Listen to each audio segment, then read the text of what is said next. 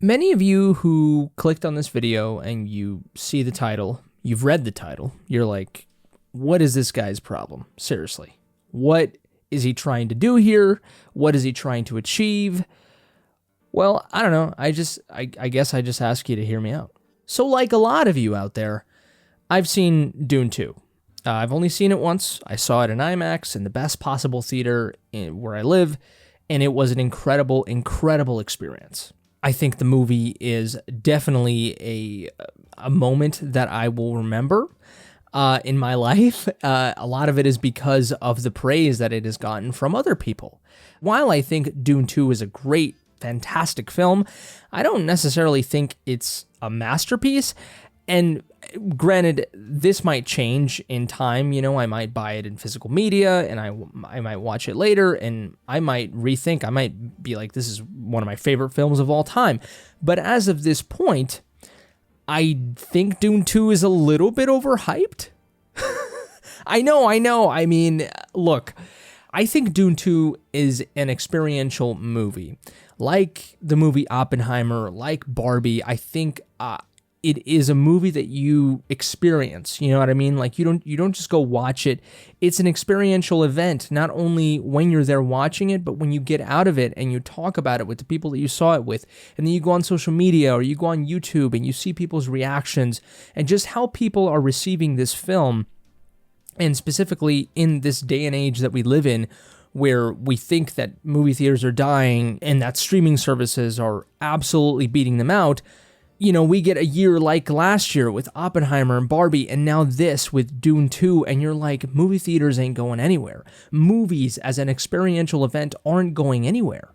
You know, and I'm so glad that Dune 2 is a part of that narrative and a part of that journey for us as movie fans. And this leads me to tackle, you know, the other part of this video. I feel bad for Mr. Zack Snyder because, you know, I think it's interesting how both Denis Villeneuve and Zack Snyder have released two sort of sci-fi operatic epics, you know, Rebel Moon and Dune, right? I think it's interesting that they're releasing around the same time. They're both structured in sequels. They have long overarching stories. It's incredibly interesting, right? But I just can't help but think about how much Zack Snyder as a filmmaker has gotten so much crap, you know, for his artistic vision, for his way of tackling storytelling in movies, and just how a lot of people have said that, you know, this guy shouldn't be making movies, you know, he should be shooting them, he shouldn't necessarily be writing them or be involved directly with them, you know, and other people too, just who have become very toxic against his fans. And that's not to say that Zack Snyder's fans can't be toxic as well, because they have been. But I do think that, you know, Zack Snyder's heart is in the right place, and so are his fans. And the fact that I don't really see Zack Snyder making a movie that releases in the theaters anymore. Like, I just don't see how any studio... I mean, we've seen it. I mean, otherwise, you know, Rebel Moon would have released theatrically, but clearly no one else was willing to give him the money. It doesn't mean that he'll never make a theatrical movie ever again. I just, you know, he's sort of in this weird position where a lot of studios are afraid to tackle his movies because they know that, you know, they're not critically successful. And I also think that given the narrative that's been going on with, like, I just think it's gotten to the point now where people, the audience and critics are just kind of over Zack Snyder theatrically, you know? And so now it's kind of the wild, wild west with streaming. And so Netflix was able to pick up his movie. I just don't really see him getting picked up by movie studios anymore, which is a shame, a real shame. And so many people just crap on his artistic vision. And it just pains me because when we turn over and see Dune 2, I get a little butthurt. That's the word I was looking for. I get a little butthurt, okay? Because, you know, when we look at Dune Part 1, the movie was solid. I thought it was a good film, but it was entirely set up. It was incredibly it was just set up the entire time, okay? And people enjoyed it. People ate it up, right? When you look at Rebel Moon Part 1, people were like, oh, this is just set up. There's no payoff here. And it's so funny because Dune Part 2 is it's a great film, But the ending is, I mean, it also felt like there was no payoff. It felt like, oh, okay, we got to watch part 3 now. And so it's just interesting to me just how people, I don't know, I feel like there's a little bit of a double standard here because people don't like Zack Snyder. And I think that, you know, there's a lot of things that critics and a lot of audience members sort of cut slack with when it comes to Denis Villeneuve, which he is, I'm not against him at all, okay? I'm not against him or the creatives that work with him to make those films. I'm not even criticizing the movie. I think the movie's fantastic. I think we can have both Rebel Moon and Dune and have them both be successful. I'm not crapping on these movies at all. I'm just talking about the, I think, double standard that we see with critics and audiences and the way they talk about Zack Snyder and his work and Rebel Moon specifically. Because if you see, you know, a big YouTubers like The Critical Drinker just completely crapping on Rebel Moon and other critics as well and people in my personal life, right? But then we go and see a movie like Dune part 1 and part 2 and we're like, oh, okay, you know, because all the things that people necessarily disliked about Rebel Moon, Dune 2, I think, does, even to a greater degree, I would even argue. But we just kind of were fine with it, you know? And also, Dune Part 1, another thing, too, is, you know, if we're just being technical here, it didn't necessarily make a huge amount of money. Now, granted, it released at the time when it released, right? Pandemic time, all of that. But then here's the thing, Dune Part 2, I thought was going to make $1 billion. You know, barely has even gone over the $500 million mark. And people call it a success. And I think its budget was, I think, a little less than $200 million, and that's not counting marketing. I mean, clearly these movies are Oscar bait, you know, they're critical darlings, you know, so they don't necessarily have to make huge amounts of money. But it's like, you know, I don't know, when we see, you know, big sci-fi epic based on a book, you know, we expect it to make a lot of money, right? Harry Potter, Lord of the Rings, you get the idea, right? But Dune 2 just gets all this, you know, just whatever, it's fine. It's Dune, you know, and then Rebel Moon, which, you know, has a little bit less of a budget. It's on Netflix, of course, so the standards are much lower, you know, but it gets so much crap thrown at it. I don't know. I just see so much contradiction here. Rebel Moon, people were like, it's just a setup. There's no payoff in the end. The story sucks. Bland dialogue, too much action sequences. Oh yeah, like shallow characters, whatnot. And then we look at Dune, which is the epitome of like blue balling. You know what I mean? Especially with part 1 and then even part 2, where you're like, dude, by the end of Dune part 2, I'm like, I thought this was going to be it. No, we're going into part 3, man. Like, I feel like I have to watch all 3 of them together to get the whole experience. You know what I mean? Whereas Rebel Moon part 1, I felt satisfied with that film. And I knew that there's the second part coming, which the trailer is dropped, and it's going to be all-out war. And it's what I thought we were going to get with Dune part 2. So, you know, there's that, you know, and then when it comes to the dialogue, you know, with Rebel Moon, people saying that its characters are bland and the dialogue sucks, and that it's very Shakespearean and it tries to be too edgy and too, you know, too high-level thinking, but it ends up becoming very cringe or very shallow. And then you look at Dune, and it's literally that. I mean, it is so that. You know what I mean? Like, and I'm not saying it's shallow or that it's bad. I'm just saying that, like, it also tries so hard to be so edgy and so, like, thought-provoking.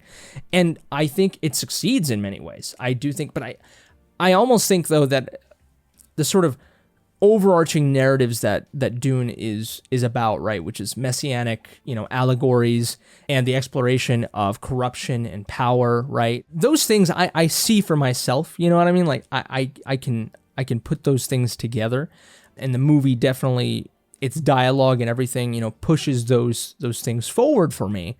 The problem, I think, and I guess this is what I mean, is that it's just so overly complicated to be overly complicated. But I still get what it's trying to tell me, and I still love what it's representing and the metaphors and all of that.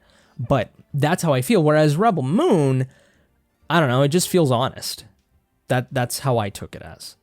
It feels balanced, you know what I mean? It feels, you know, very high and, you know, kind of high level and metaphorical, but it feels just right. And then when it comes to the action sequences, I mean, On the contrary, I mean, to me, Dune Part 2, I think, needed more action. I felt like I said, by the end of the first hour to the second hour, I just felt like it was setting up way too much. It was too boring. Needed some more action in there. And Rebel Moon, I mean, it delivers on the action. You know what I mean? So like, I don't know.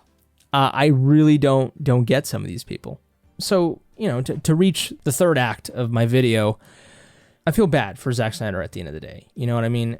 Because like I said, everything that I'm saying is not directed towards Denis Villeneuve. It's not directed towards, you know, his work. I think it's exceptional work. You know what I mean? And I think it's not directed to Zack Snyder or his work. I mean, it is, but like, you know what I mean? Like, I'm not trying to offend anyone or anything on the creative side, you know, on the product side. I'm just talking about sort of the narrative that goes on social media and in real life and, you know, in the trades regarding Zack Snyder's work and then Denis Villeneuve's work. And it just makes me really, really sad. I mean, think about it. If you're Zack Snyder right now, you're sitting, you know, being like, I put my heart and soul into Rebel Moon, and Dune comes out, which is also happens to be a sci-fi epic, and you know, in multiple parts, and it's released theatrically, unlike my thing, and it's just getting eaten up, and it's considered one of the greatest sci-fi films ever. You know what I mean? Like it's amazing. It's considered this zeitgeist, but then my thing is just kind of it just exists, and it just kind of it came out. A lot of people watched it, but like, you know, it just feels like the loudest people, and not to say that Zack Snyder's fans were not extremely loud, but they are very loud.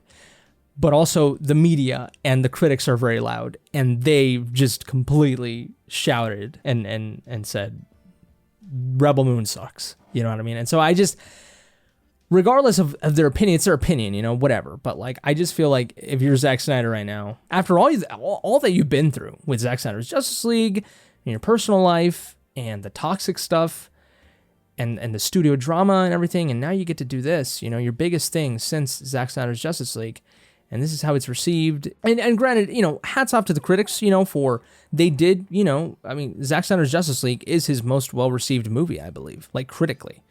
So, you know, thank God. But fast forward to now, you know, when we see Dune, you know, he's sitting on the bench, and you know, Dune is out there getting all the goals, you know, getting all the shots, you know, being the MVP, you know, and Zack Snyder's on the bleachers, who's completely capable of being on that same level, who is on that same level, I think.